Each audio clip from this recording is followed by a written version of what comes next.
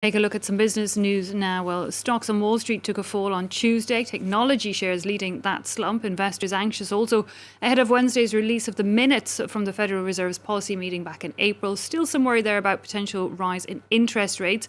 As you can see, this is how things finished up. It was red across the board. The Dow Jones fell almost 0.8%. Similar results for the S&P 500.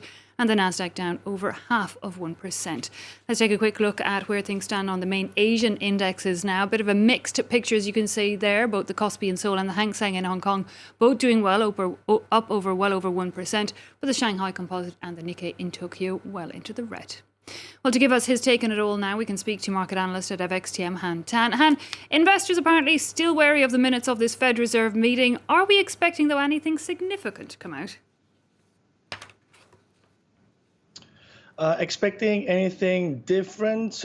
No, but that doesn't mean that investors cannot afford to let up. They have to remain vigilant, given how markets have grown more anxious about the U.S. inflation story. So we are going to see what the Fed's outlook is, because right now the Fed thinks that inflation spikes are likely to be transitory. How long is transitory exactly? What does that mean in the Fed's eyes? Perhaps we will find out more clues from the FOMC minutes later today.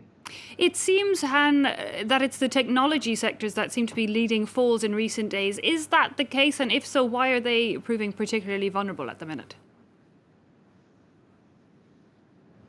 Right. So let me try and quickly outline two reasons here. So firstly, it goes back to that inflation story, right? Tech stocks are often growth companies, and share prices now reflect the expected earnings in the future.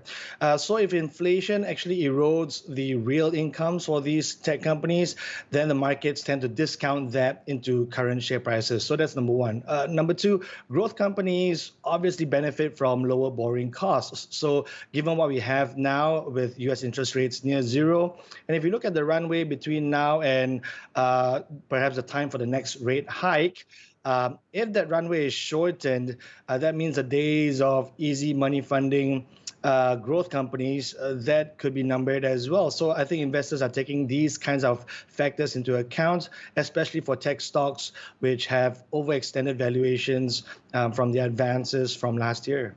The dollar, Han, also dipped for the fourth straight session. On the back, I imagine, of some of those same fears. How significant is that drop, and how are the currencies in general faring? Yes, you're right. So we are seeing a weaker dollar environment because of the concerns over the U.S. inflation outlook, and perhaps more importantly, the Fed stating their willingness to leave their policy settings as they are right now. So it's significant because it's truer to many of the bearish expectations that we had earlier this year.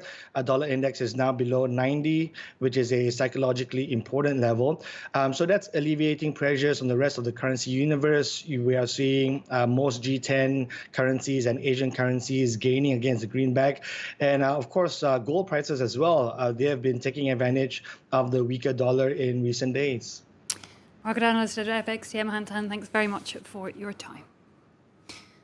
Meanwhile, leaders and heads of state of African and European nations agreed to seek an additional $100 billion in funding to revive African economies decimated by the COVID-19 pandemic.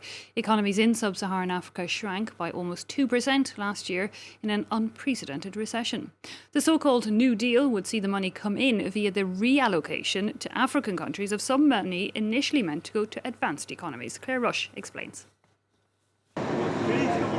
The coronavirus pandemic is an emergency for Africa. The words of French President Emmanuel Macron on Tuesday as he wrapped up the last day of a two-day summit on financing African economies battered by COVID-19. L'objectif de ce sommet pour nous était double, apporter des réponses de court terme et lancer une dynamique qui puisse véritablement créer ce New Deal économique et stratégique avec le continent africain. This so-called New Deal comes on the heels of proposals initially agreed upon by world finance chiefs last month. Among them, the extension of a debt servicing freeze and an increase of $650 billion in special drawing rights. Known as SDRs, the international reserve assets are issued by the International Monetary Fund, or IMF, to the central banks of its member countries. as an asset that can be easily exchanged for hard currency with another central bank. Of the $650 billion SDR increase, however, only $33 billion will be allocated to Africa, a far cry from the financial shortfall of nearly $300 billion caused by the pandemic. To help fill in that gap, some wealthy countries, including France and Portugal, say they're willing to redirect their SDRs to African nations, up to $100 billion worth. Another key proposal, lifting patents on coronavirus vaccines to allow for their manufacture on the continent. Il n'y a pas assez de mobilisation de ce côté-là de la part de nos populations. C'est une certaine inquiétude qui est due au fait, à mon sens, que le vaccin vient d'ailleurs. The summit's participants hope the initiatives will help the continent's economies recover from the pandemic, particularly in sub-Saharan Africa. The region's economy shrank by nearly 2% last year, its worst contraction on record.